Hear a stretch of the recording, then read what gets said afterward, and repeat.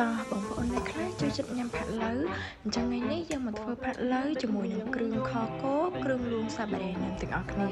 មានតែគ្រឿងខគោនេះមួយកញ្ចប់ផាក់ឡូវឥឡូវគឺយើងលែងពិបាកធ្វើទៀតហើយគ្រឿងខគោនឹងយើងមិនធ្វើបានតែខគោណាបងប្អូនយើងអាចយកទៅខជើងមាន់ឬមួយក៏ខមួយបន្លែឬមួយក៏យកមកធ្វើខបែបផាក់ឡូវដូចខ្ញុំមិនចេះក៏បានដែរឥឡូវយើងមកចាប់ផ្ដើមធ្វើផាក់ឡូវទាំងអស់គ្នាដំបូងបងប្អូនដាំទឹកហើយដាក់អំបិលមកចុងស្លាបព្រាហើយយើងដាក់ស្ងោរស្លឹកកាជីជ្រូកនិងសាច់ជ្រូក3ជាន់របស់យើងសិនហើយពេលស្ងោរនឹងដែរខ្ញុំក៏លួចបន្ថែមនៅស្រាសរបស់យើងបន្តិចណាធ្វើអញ្ចឹងដើម្បីកាត់ជាតិឆ្អែតពីសាច់ជ្រូកបន្ទាប់មកបងប្អូនធ្វើការស្រង់ហើយយើងធ្វើការ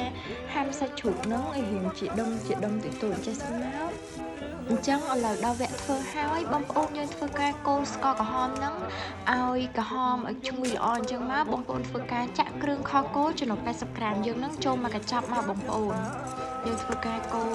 ឲ្យឈ្ងុយអញ្ចឹងមកបន្ទាប់មកទើបយើងធ្វើការចាក់សាច់ជ្រូកដែលយើងស្ងោរហើយមិញហ្នឹងយកចូល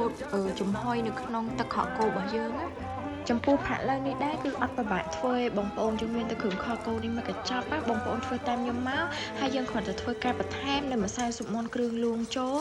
ហើយរួចហើយយើងរំងាស់ប្រហែលជា15នាទីឲ្យបងប្អូនដោយសារតែសាច់ជ្រូកហ្នឹងគឺខ្ញុំធ្វើការស្ងោរវាម្ដងរួចហើយឥឡូវនេះគឺផាក់ឡូវរបស់យើងឆ្អិនរួចរាល់ហើយនិយាយទៅខ្ញុំណែនាំមែនតើបងប្អូនសម្រាប់បងប្អូនណាចូលចិត្តញ៉ាំផាក់ឡូវអីណាគួរតែមានគ្រឿងខគោ